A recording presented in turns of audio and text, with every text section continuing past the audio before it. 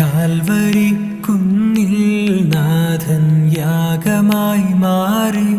അന്നു കാൽനടയായി നാഥൻ മലമുകളേറി. അന്നു ജീവനേകുവാനായെന്തു പാടുപെട്ടു നീ.